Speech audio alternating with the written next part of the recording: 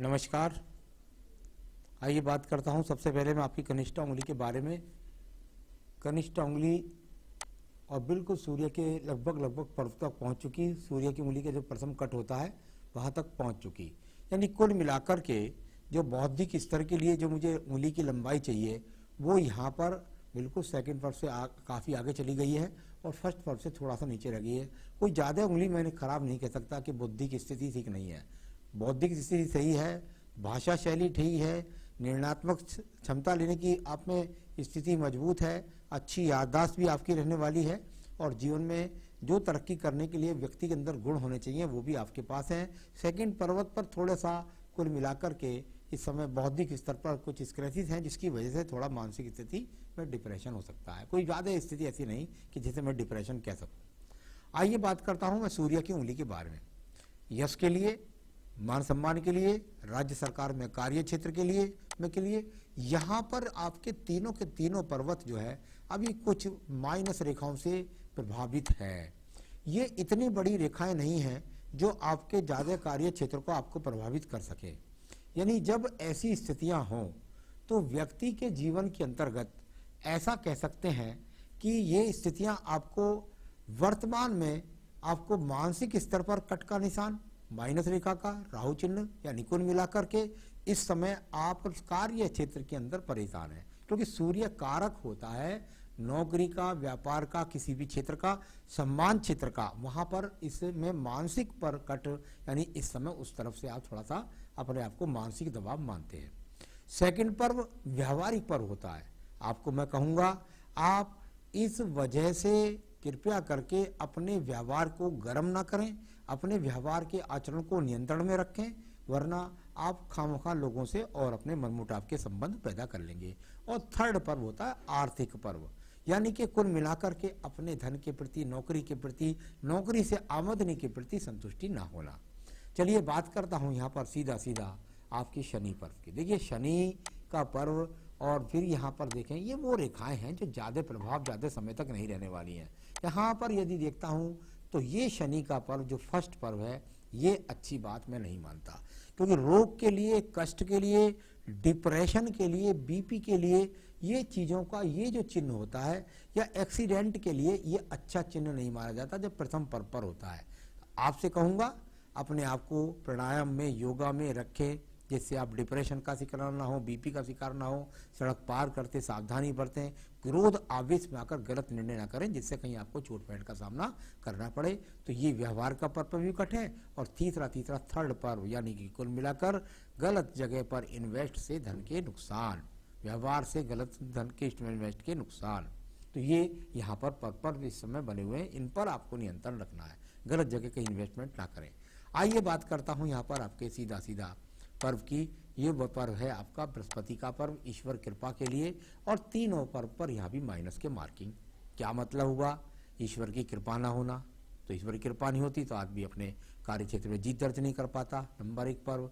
दूसरा पर्व यहाँ पर अपने व्यवहार के कारण या किसी वजह से डिप्रेशन के कारण पत्नी के साथ तू मैं के संबंध।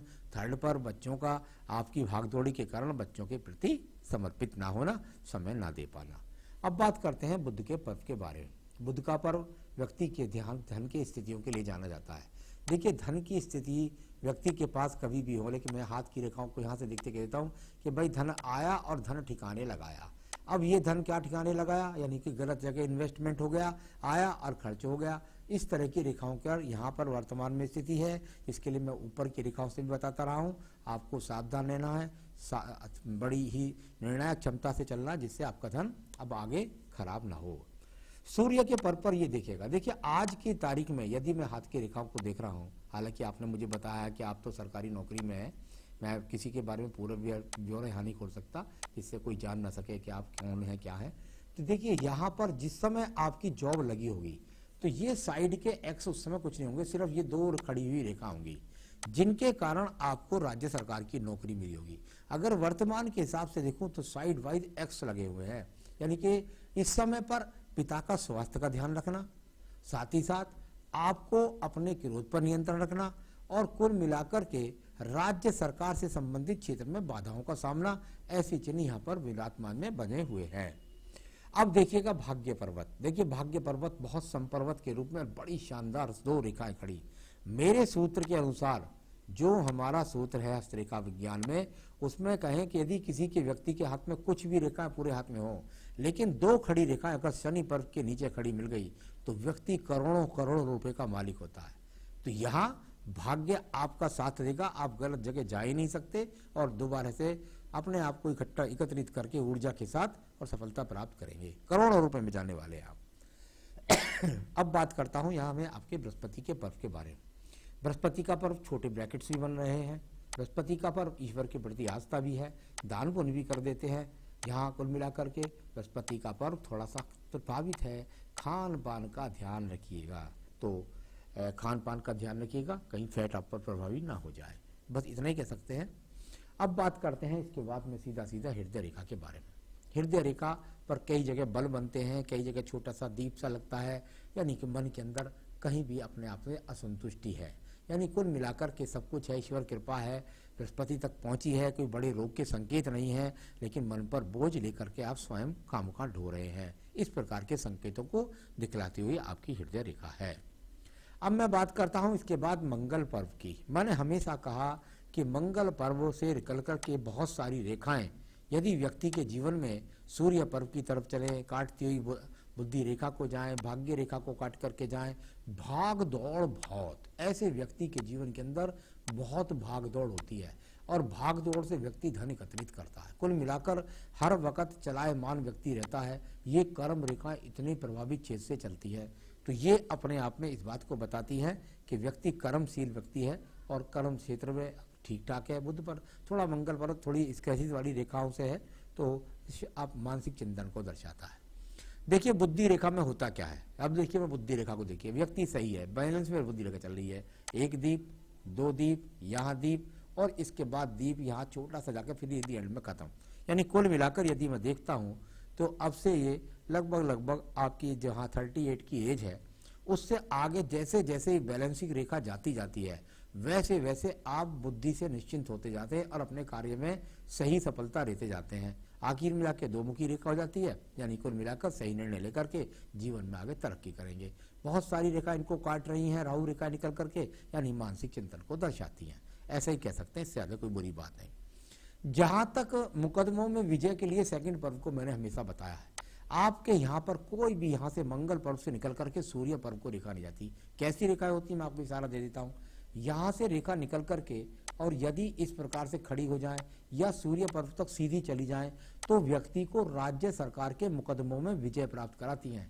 ऐसी एक भी रेखा यहाँ पर खड़ी हुई नहीं है। तो ये इस प्रकार के चिन्ह और साथ ही सूर्य पर्वत प्रभावित या पराजय के चिन्ह भी वहां पर हैं। अब बात करता हूं इसके बाद में आपके चंद्र पर्वत के बारे में। चंद्र पर्वत पर भागदौड़ की रेखाएं काफी सारी हैं और ये वो रेखा है जो नीचे चंद्र पर्वत से जाकर के यहाँ से गई और ये यहाँ से जाकर के भाग्य रेखा में जुड़ गई। देखिए इसका क्या मतलब होता है। जब व्यक्ति की चंद्र पर्वत से रेखा निकल करके और भाग्य रेखा के साथ जुड़े और वो केतु स्थान से होकर के जाए तो व्यक्ति गलत आदमियों की सलाह के कारण अपने, क्योंकि ये चंद्र पर्वत का जो नीचे वाला क्षेत्र होता है, ये नीचे वाला क्षेत्र जो है व्यक्ति को कहीं ना कहीं गलत आदमियों की संगत से नुकसान पहुंचाएगा या व्यक्ति खुद खान पान का गलत संगत का शिकार हो जाएगा या गलत निर्णय के कारण नुकसान उठा जाएगा। ऐसी चिन्ह बताने वाली ये रेखा यहाँ पर विराजमान है। व्यापारिक रेखा देखिए कहीं से भी नहीं है, यहाँ टूटी, केतु ने प्रभावित कर दिया, टूटी, केतु ने बहुत सारी रेखाओं ने काट दिया, यानी व्यापार से सफलता नहीं। दूसरी व्यापारिक रेखा प्रयास किया, यहाँ से निकली, फिर काट दिया बहुत सारी रेखाओं ने, फिर व्यापार करेंगे फिर नुकसान। और तीसरी तो बिल्कुल निकल करके उन्होंने तो दीप ही बना दिया, यानी कि यहाँ फिर वो दीप जैसी स्थिति बना दी। यानी कुल मिलाकर के आपके जीवन के अंदर मैं आपको व्यापार की सलाह नहीं दूंगा। अब मैं बात करता हूँ इसके बाद में सीधा आपकी यहाँ पर भाग्य रेखा के बारे में। भाग्य रेखा को बाद की यदि मैं बात करता हूँ तो यदि आप यहाँ भाग्य रेखा को देखेंगे तो एक तरह की यहाँ ये वो है कि ऐसा कहते हैं ना, कभी कभी व्यक्ति को पारिवारिक लोग भी कोई ना कोई होता है और उसकी सपोर्ट से नौकरी मिल जाती है। ऐसा नहीं होता, परिवार का सहयोग मिलता है, पैतृक संपत्ति का भी कुछ ना कुछ मिल जाता है। तो ये इस तरह की स्थिति है और इस स्थिति को यदि मैं देखता हूँ तो आगे वहाँ पर भाग्य रेखा ये 38 के बाद में है, यहाँ 38 के बाद में भाग्य रेखा है, इसके बराबर में सपोर्टिंग रेखा भी चल रही है। सपोर्टिंग रेखा राहु रेखाओं से कट रही है। आज साइड में कुछ करने का प्रयास किया, कट गए, नुकसान हो गया। इस तरह की रेखाएं हैं, तो ये आपकी भाग्य रेखा है। बात करता हूं आपके शुक्र पर्व के बारे में। शुक्र पर्व संसाधन के लिए जाना जाता है। यदि मैं इसको देखता हूं तो संसाधन पर यहाँ कुल मिलाकर के जो वर्तमान में यदि देखता हूं तो सामान्य रूप से संसाधन कोई ज़्यादा खराब नहीं है, ठीक ठाक आपके पास संसाधन है। तो ये संसाधनों की बात हो गई। आइए बात करता हूँ आयु रेखा के बारे में। आयु रेखा, और यहाँ आपकी आयु रेखा भगवान की कृपा से बहुत सुंदर स्वरूप लेकर के और चलती हुई सीधी सीधी नीचे पहुंच जाती है मणिबंध के आसपास तक, यानी कि कुल मिलाकर 78 से 80 वर्ष की आयु भी है। तो ये तो हाथ के प्रारूप हुआ पढ़ने का। अब मैं आपके हाथ की रेखाओं के द्वारा और उसमें मैं कुछ देख करके बताता हूँ आपके सवालों के जवाब। आप किसी भी जॉब में हैं, बताया आपने सरकारी नौकरी में है, आपकी जॉब नहीं बता सकता। मेरा जो कर्म है, क्षेत्र है, उसके अनुसार मैं आपको किसी की जॉब पूरा खुलकर नहीं बोलता कि जिससे लोग समझ ना जाए किसका हाथ है।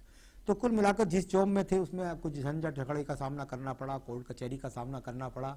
उसके बाद में आपको सफलता मिली। तो बिल्कुल यहाँ सफलता के योग मैंने बता दिया। सेकंड मंगल पर्वत पर कहीं भी सफलता के योग नहीं थे। और एक बात और भी बताता हूँ, सूर्य पर भी प्रभावित है, सूर्य की उंगली भी प्रभावित है, मंगल पर से भी कोई रेखा निकल रही है। कृपया करके दोबारा केस ना डालें। कुछ नहीं होगा, कुछ नहीं होगा, कुछ नहीं होगा मेरे हिसाब से। चलिए, वहां अगर वो रेखा निकल जाती है, अचानक आपको दिखाई देती है जैसे मेरे मंगल पर्व से बहती हुई रेखा है, तो देख लेना। लेकिन मेरे हिसाब से तो इस समय वर्तमान में नो कहूंगा आपसे। आप अपनी शिक्षा को कहीं कर रहे हैं, उसका लास्ट ईयर है LLB का आपका, और उसको आप पूरा करना चाहते हैं, उसका आपको लाभ मिलेगा। आप चाहते हैं कि मैं वकालत कर लूँ, नौकरी छोड़ दूँ, बिल्कुल भी गलत निर्णय ना लें। क्योंकि यहाँ पर आपका सूर्य पर्व कह रहा है कि गलत निर्णय ले और नुकसान उठा। यहाँ पर ये दीप कह रहा है छोटे वाला, गलत निर्णय ले और नुकसान उठा। आप बिल्कुल भी ना करें, क्योंकि आपके आने वाले जीवन में तरक्की की रेखाएं आपके हाथ के अंदर हैं। निश्चित रूप से आप धीरे धीरे अपने पथ पर बढ़ते जाइए, आपको प्रमोशन अपने आप मिल जाएगा। तो कुल मिलाकर के नौकरी से रिजाइन कभी ना दें। शिक्षा का स्तर बढ़ाना एक बहुत अच्छी बात है, लेकिन नौकरी से रिजाइन देते ही आप सड़क पर आ जाएंगे, फिर मुझको बात मत करना। तो कुल मिलाकर जॉब ना छोड़ें।